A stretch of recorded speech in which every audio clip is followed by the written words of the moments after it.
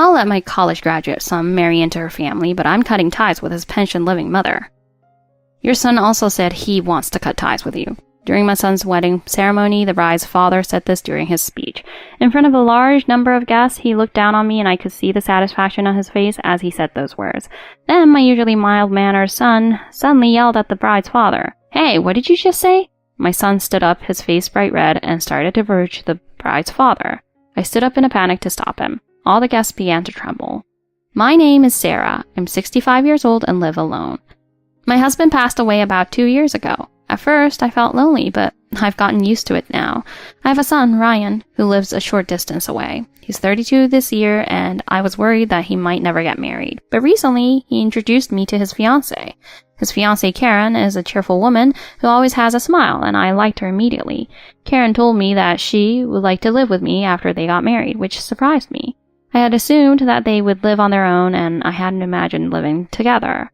I told them they didn't need to worry about me, that I was used to living alone and that it was enough for me if they just checked in on me occasionally. But my son and his fiancée insisted that they wanted to live together. It seemed they were worried about me living alone, especially with all the incidents happening lately.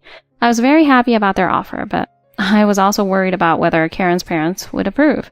I might object if my own daughter wanted to live with her mother-in-law. I've already talked to Karen's parents about living together, and they didn't object.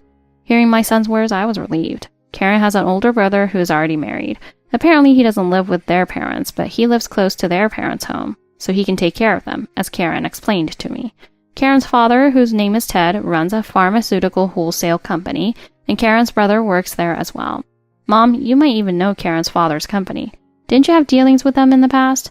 My son told me the name of the company. When he said that, the name sounded familiar, but I couldn't immediately recall it. For me, Karen's family background didn't matter much. I just wanted my son and Karen to be happy together. After a while, my son suggested that we have a pre-wedding meeting with Karen's parents. Since Karen was such a nice woman, I assumed that her parents would be kind people as well.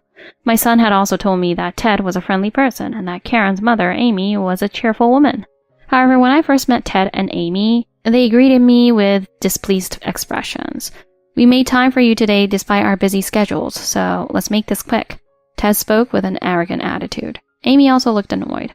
I'm worried about letting my precious daughter marry into a family where the son was raised by a single parent. I wonder if there wasn't a better match for her. It seemed to Amy I misunderstood that my son was raised in a single-parent household, so I quickly corrected her. My husband passed away just 2 years ago. It wasn't a single-parent upbringing.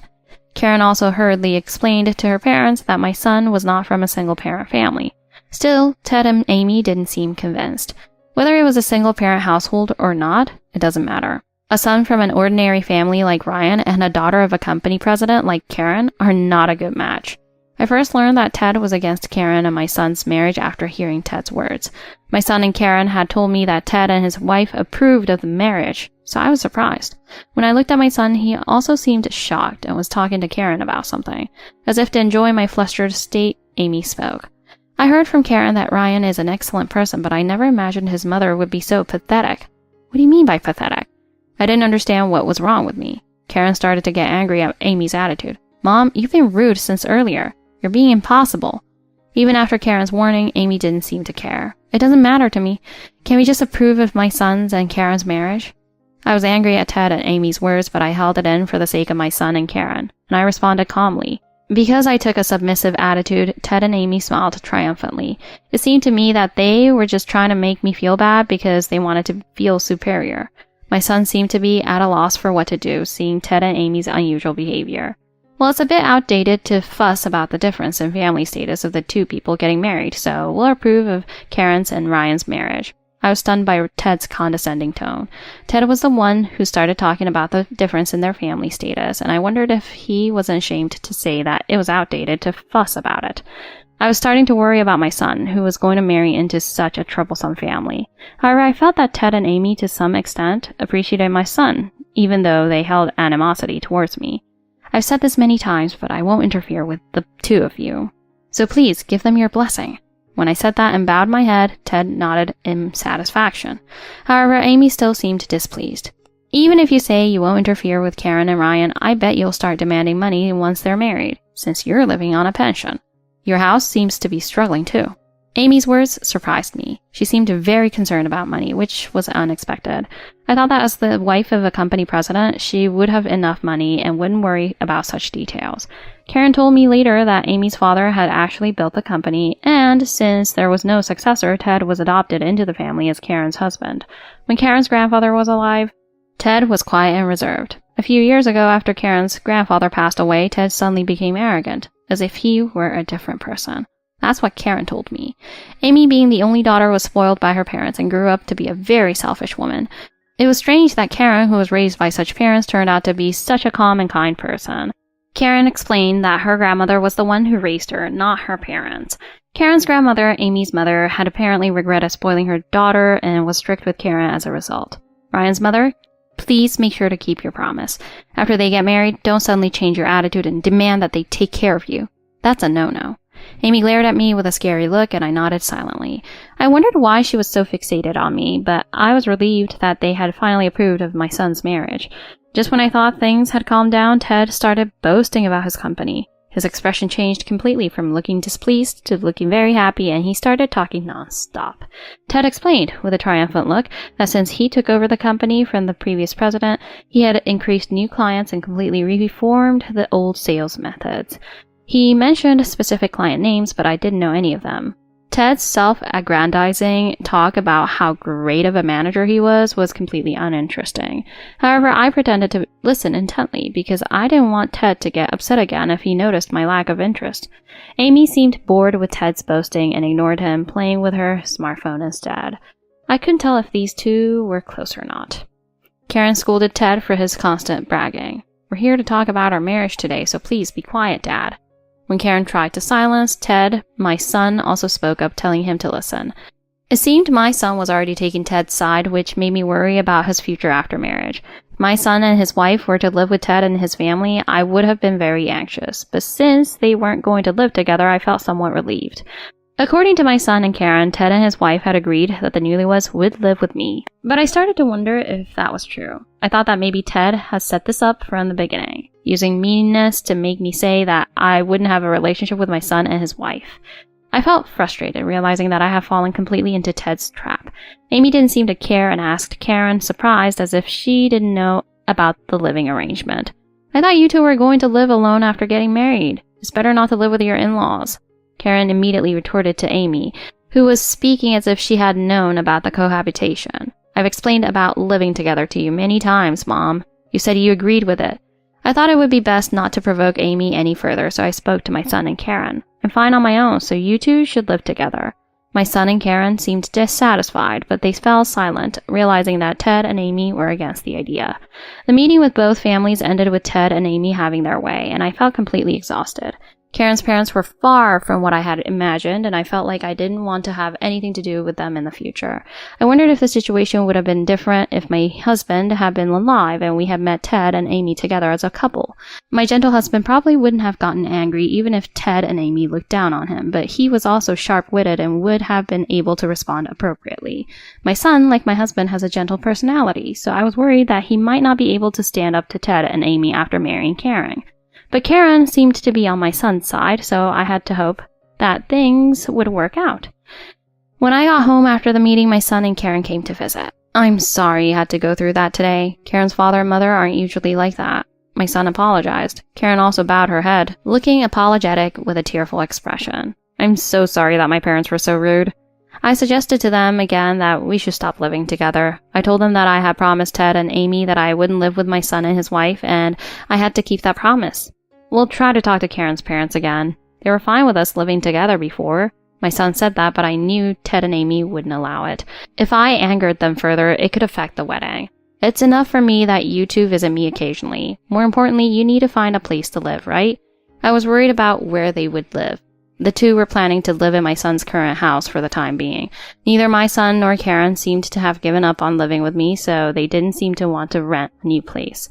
Ted and Amy had made a fuss, but they had approved of the marriage, so the two started preparing for the wedding. I thought about helping out where I could, but I decided to stay back and watch, fearing that Ted and Amy might interfere. According to my son, Ted and Amy were voicing their opinions on every little detail, just as I had expected. They told me to reduce the number of guests on the groom's side. Dad seems to want to invite a lot of people from his work. I had assumed that they would treat the groom's side as an afterthought, since they looked down on me. So I had planned to invite only relatives from the beginning, which was convenient. It's fine to have a minimum number of guests on our side. Do as Karen's father says. My son seemed relieved when I said that. After the wedding date and other details were decided, Karen moved her belongings into my son's house. I went to help and had a lot of fun organizing things with them. It made me sad that we couldn't live together. While we were taking a break after the move, Ted and Amy suddenly appeared. Why is Ryan's mother here? Are you planning to live with Karen and Ryan? Ted yelled when he saw me. Amy also reacted dramatically. If you're not careful, she'll do as she pleases. Karen won't take care of you, so get out of here right now. My son and Karen hurriedly explained that I was just helping with a move, as they assumed that Ted and Amy were convinced that I was trying to move in with them. Ted and Amy didn't believe my son and Karen's explanation. I decided to make it clear to them. The move is over, so I'm leaving now. I have my own house, so I won't be living here. As I was about to leave, Ted spoke to me in a sarcastic way. You say you have your own house, but it must be a rental, right? Living alone as an old person must be lonely. My house was not a rental but my own, but I didn't want to argue, so I ignored him. Then Amy also started with the sarcasm. You're probably counting on Karen and Ryan to take care of you since you'll have little pension. What a shameless old woman. They were calling me old, but they were about the same age as me. They seemed to think that my pension was small and that I was trying to live with my son and his wife. I tried to ignore them, thinking that I should try to avoid getting involved with Ted and Amy as much as possible. But Ted got angry. Don't just stay silent and answer me. If you have something to say it clearly. I found Ted's anger amusing, so I decided to tease him a little more. I'm tired from the move. If Karen's parents had come sooner, I could have asked you to help. When I said that, Ted and Amy looked sullen. They both knew that Karen was moving that day, but they didn't want to help, so they showed up after everything was done. They probably knew that I was coming to help for my son and came to make some sarcastic remarks. Why should the president of a company help with a move? Moving is a simple task that should be done by someone old and with free time like you. Ted was so frustrated that he started saying nonsensical things. Amy seemed angry too, glaring at me. I thought it would be bad if I angered them too much, as my son might bear the brunt of their sarcasm later, so I decided to go home. Back home, I wondered what Ted had come for, so I called my son. They wanted you to pay half of the wedding expenses, Mom. It seems like they came to talk about money since they knew you were helping with a move today. Apparently, my son had told them that I was coming to help. It seems like Ted had gotten angry and had forgotten to bring up the topic of the wedding expenses after I pointed out that he arrived late to help with the move. I had actually prepared to pay for half of the wedding expenses, so I asked Karen to tell her parents about it. I figured that Ted and Amy would insist on splitting the expenses, even though most of the wedding guests were on the bride's side. Ted seemed like a show-off, but Amy seemed to be quite particular about money, as she has shown during our initial meeting. I assumed that the groom would follow Amy's lead, and I was right. I thought that after the wedding, I wouldn't have to see Ted and Amy for a while. Just before the wedding, a friend of my late husband visited my house. I heard that Ryan is getting married. Congratulations. Who told you? I was puzzled and asked him. It turned out that my husband's friend knew about Ted's company. He had heard about the wedding from someone at Ted's company and came to offer his congratulations.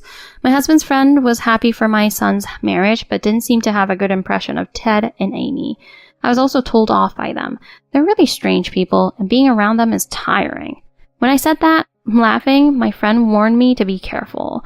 He seemed to have heard some bad rumors about Ted and Amy, which is why he came to visit. He prefaced it by saying it was just a rumor, but I still felt uneasy.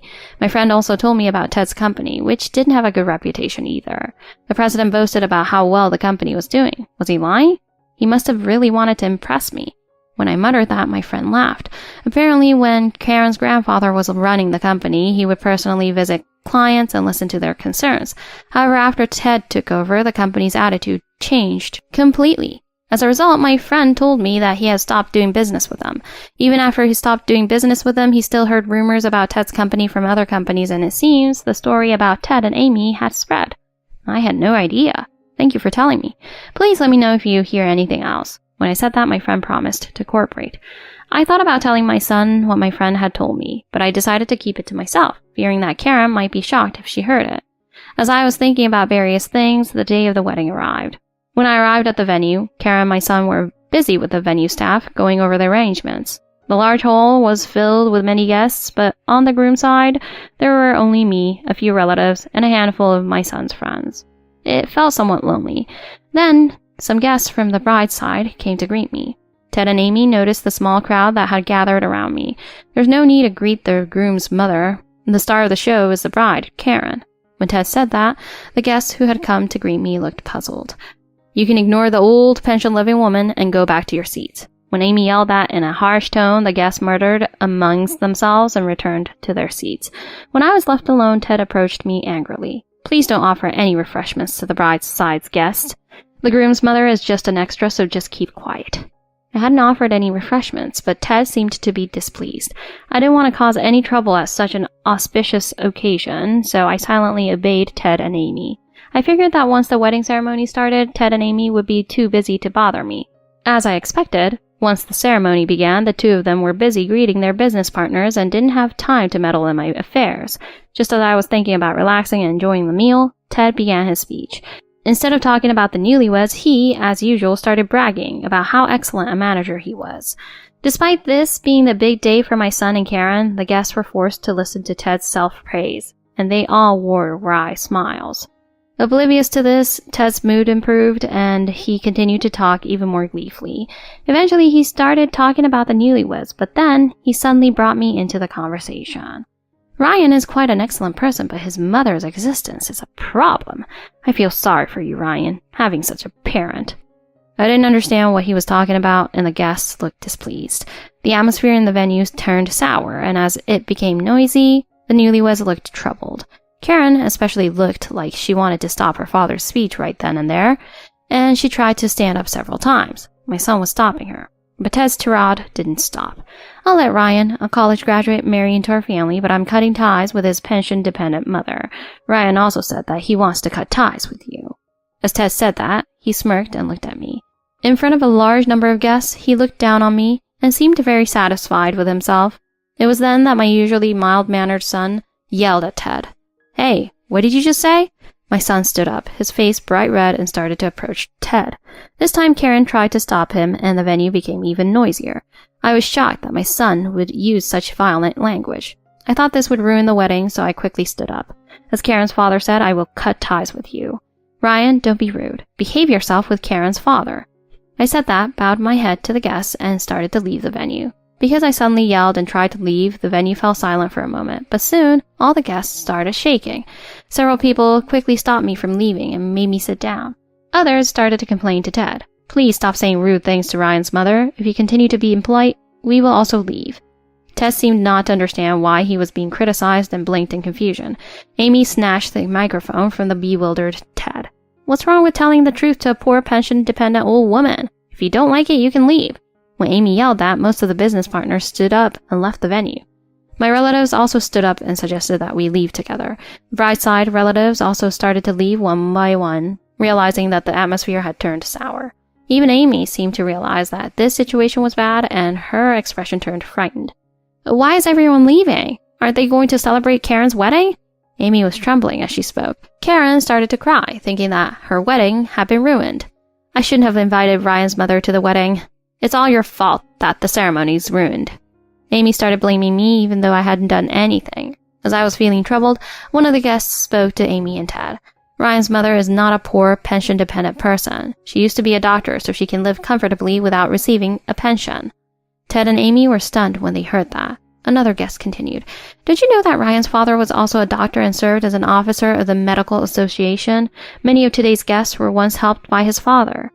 Other guests also mentioned that they had been helped by my late husband, which seemed to finally make Ted understand the situation. Ted turned pale and rushed over to me. Ryan's mother, you were a doctor? And your father was an officer of the Medical Association? He suddenly started calling me mother, which also made me laugh. It was true that both my husband and I were doctors, and my husband had served as an executive in the Medical Association for a long time. Why didn't you tell me sooner? If I had known, I wouldn't have said those things. Ted spoke with a strange smile. I hadn't hidden it, but I didn't think it was necessary to mention it.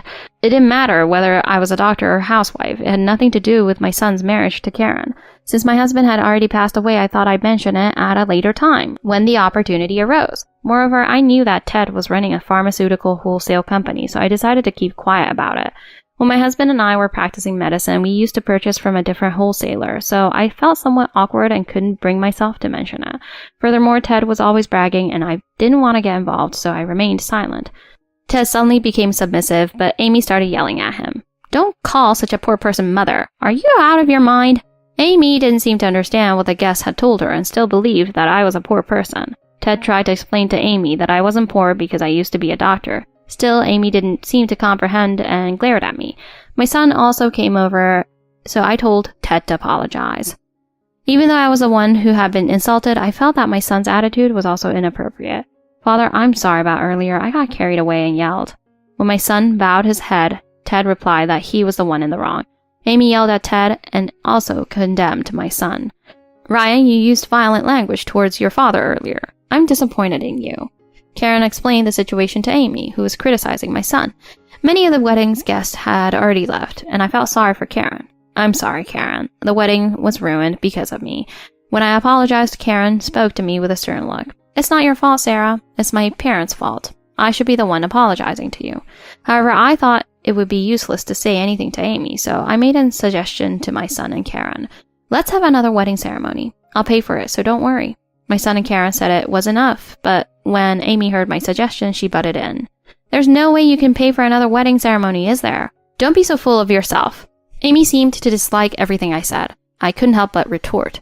"You're the one who told me to pay half of today's expenses, weren't you? Aren't you ashamed to have a poor person pay half?" Amy looked frustrated when I retorted, and she couldn't immediately reply. I thought it was a good opportunity and continued to speak to the now quiet Amy. "You're the one who ruined the wedding, acting like a bride's mother. Don't you feel sorry for Karen?" Amy trembled and got angry when I hit a nerve, but she couldn't say anything back. Usually, Ted would have joined in to insult me, but he seemed unable to do so after learning about my true identity. I decided that pursuing Amy any further would be pointless, so I decided to go home. "Rest assured, I will pay half of the expenses as planned." Leaving those words behind, I left the venue. Of course, my son and Karen's wedding ceremony was called off at that point. The newlyweds, who had already registered their marriage, started their new life together as planned. I thought Karen would be down about the cancelled wedding, but my son told me she didn't seem to mind. She was more shocked by her parents' arrogant behavior than by the cancellation of the ceremony. After the wedding, Mom and Dad came to our house, but Karen sent them away. I tried to stop her, but she was furious and criticized them both. I was surprised. Usually Karen was a gentle person, but it seemed she couldn't forgive her parents. I was worried about their new life and thought about visiting them, but I couldn't bring myself to do it. I was afraid that if I went to my son's house, I might run into Ted and Amy, and they would probably say something mean to me again. I thought Ted might not say anything rude to me anymore since he learned about my true identity, but Amy would likely continue to be mean. It seemed that Amy was convinced that I was responsible for the cancelled wedding, which scared me. However, Karen invited me over, so I visited them, feeling a bit nervous. Do Karen's parents visit often? Will they get mad if they find out I'm here? When I asked, Karen laughed and said it was okay. Karen told them that she's cutting ties with them, so they probably won't come for a while. Dad seems to be busy with work, so he doesn't have time to worry about me. It seemed that Karen had told Amy that she was cutting ties with her, just as Ted had falsely claimed that my son wanted to cut ties with me at the wedding. Did Karen's joke become serious? I guess even a daughter can't stand being disliked that much. When I laughed and said that, Karen looked serious and said it wasn't a joke. I was surprised to find that Karen, who I thought was a gentle young lady, was actually a strong-willed woman. I felt reassured, knowing that this woman would be able to support my son in the future. Is Karen's father having any problems because the wedding was cancelled? When I asked my son, it seemed to be the case. It seems that some doctors and hospitals that were at the wedding have told him they're canceling their contracts.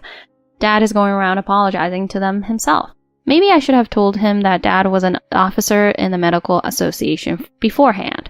I never imagined it would turn out like this. My son also seemed unaware that his father had been an officer in the medical association. It felt like bragging, so my son had also kept quiet about it. It was strange to me that the president of a pharmaceutical wholesale company didn't know about my husband, who was an officer in the medical association. Karen told me that Ted left the company's management to his executives and spent most of his time entertaining employees from pharmaceutical companies.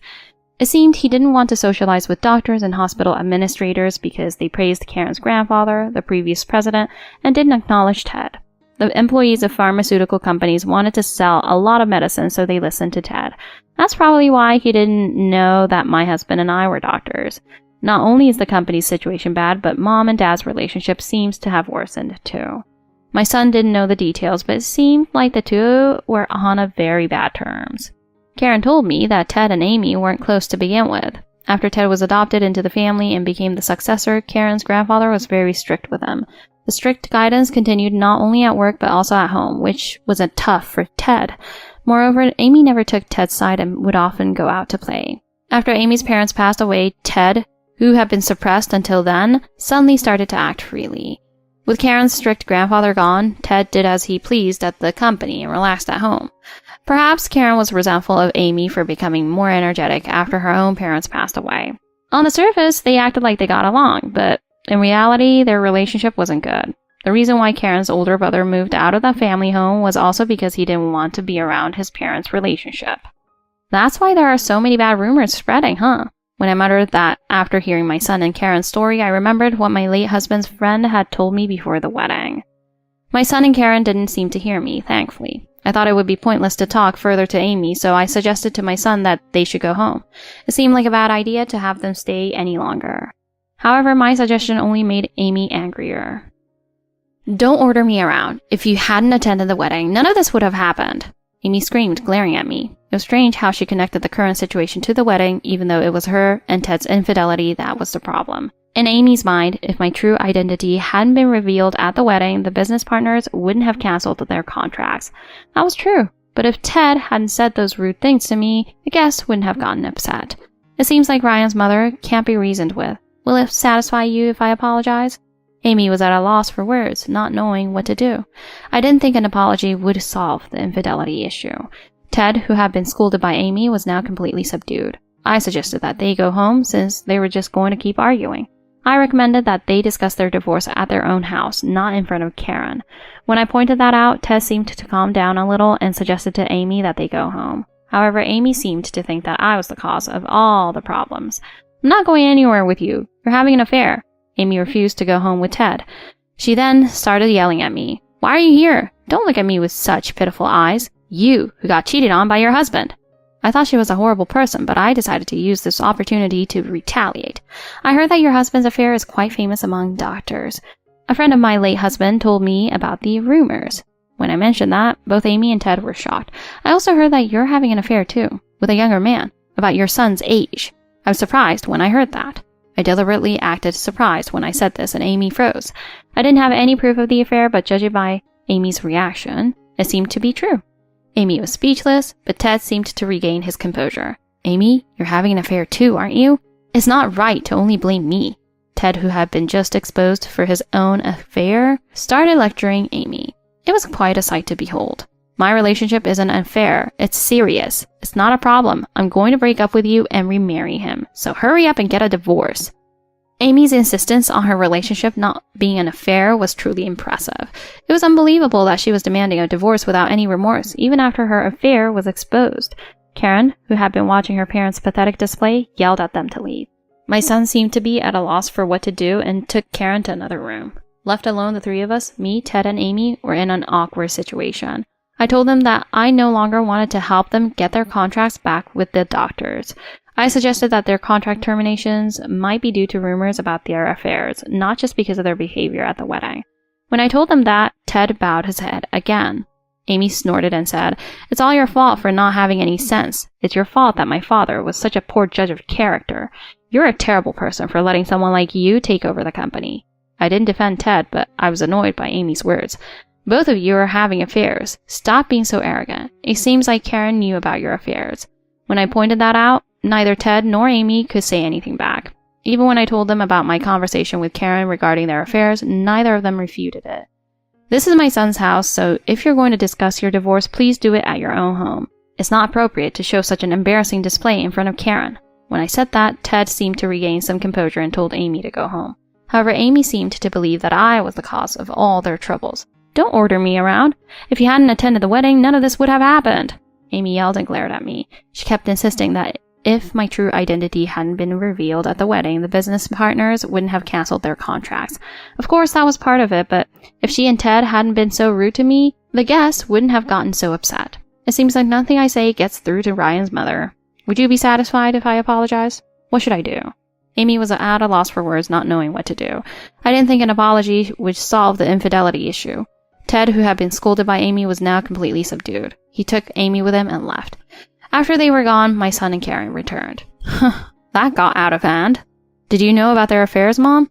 When my son asked me that, I apologized for keeping it a secret. I'm sorry for keeping secret. I thought they were just rumors. When I bowed my head, Karen told me not to worry about it. It seemed that Karen had suspected her parents' infidelity for some time. My son seemed concerned about Ted's company. I heard that when Karen's grandfather was the president, things were going well. But after her father took over, things have been tough. Hearing my words, my son and Karen let out a big sigh. A friend of my late husband who came to celebrate my son's wedding used to do business with Ted's company but had recently switched to a different company. The prices were lower, but there were many mistakes with deliveries and missing items, and the service had gotten worse. Lower prices are good, but not receiving the ordered medicine is a big problem. As a former doctor, I understood that for patients, not being able to get essential medicine when they need it is a serious issue. I thought that Ted might come to me for help again, but I haven't heard from him since. When I checked with my son, it seemed that Ted's company was on the verge of bankruptcy. Dad seems to be busy. I haven't talked to him directly, but Karen heard from her mother. Apparently, Amy told Karen that Ted's father's company was about to be destroyed by her adopted husband, Ted. However, Karen coldly retorted that Amy was also responsible. She told Amy that she had no right to criticize, as she had been secretly having an affair with a younger man instead of supporting Ted. Amy couldn't say anything back to Karen after hearing that. Karen seemed to be shocked by that. She said she couldn't believe that her mother was having an affair. It also seems like Karen has told her mother that she's cutting ties with her, just like how her father told me at the wedding. Karen is ignoring Amy, even when Amy contacts her. I also learned that Karen's older brother had quit his job and was distancing himself from his parents. Ted and Amy are currently in the middle of divorce mediation, but it's not going smoothly. It would have been nice if they could have just gotten divorced since they were both cheating, but it seems that's not possible. Since both of their affair partners were also married, they were each asked to pay compensation, making the situation complicated. On top of that, Amy started interfering with the company's management, causing even more trouble. Although Amy wasn't involved in the management, she inherited her father's company shares and was the top shareholder. Because of that, she was trying to replace Ted as president, causing turmoil within the company. The company was already losing clients, and now they were fighting over the position of president. Ted seems to want to remain as president, but Amy is strongly against it. The other shareholders also want Ted to step down due to the company's poor performance, but the executives seem to have a different opinion. It seems the executives are Ted's close associates, so they don't want him to leave. If this continues, the company really will go bankrupt, won't it? I feel sorry for the employees. When I said that, my son and Karen agreed. It seemed like it would be best if Ted and Amy could separate their divorce from the company issues, but that didn't seem possible. After some time, Ted's company was saved by receiving assistance from a company in the same industry. Of course, Ted stepped down as president and quit the company as well. Amy sold her shares to the supporting company and is no longer involved with the company. With the company now in someone else's hands, Karen's grandfather in heaven is probably disappointed. I remember that Amy had said that Karen's grandfather had a poor judge of character for letting Ted take over the company. If it had been Ted, Karen's grandfather probably wouldn't have made him president. However, when her grandfather was still alive, Ted was probably good at hiding his true nature.